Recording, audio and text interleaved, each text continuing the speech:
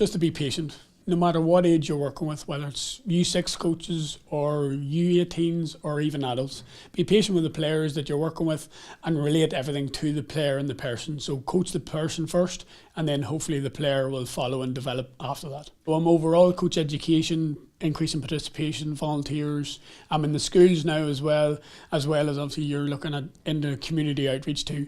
But one of the main aspects in my own role is I'm involved with the under-6 coaches and under-6 group of children, mainly because it gives me an aspect of getting to know the players, getting to know the parents in the club when they first come into the club. And that's a big part of my role, is then hopefully to keep them with the club all the way through until their children play adult. Probably the biggest difference between Ireland here and in America is the school system. So each of the elementary schools, primary schools have a full-time PE teacher, which makes a massive difference in terms of physical literacy of the children, their confidence and self-esteem, so they have the skills to play any sport.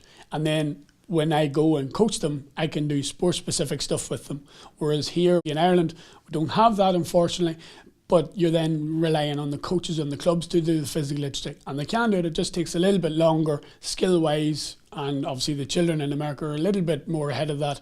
But then the Ireland children take over from about 15 or 16. That's the biggest difference, when the kind of overlap goes ahead with Ireland ahead of America. It's a brilliant way to network and share ideas.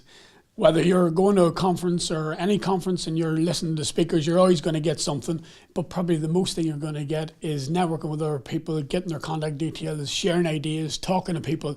And that's the biggest thing about a conference. You're always going to learn something, whether from a speaker or somebody that you've just met sitting beside them in a workshop.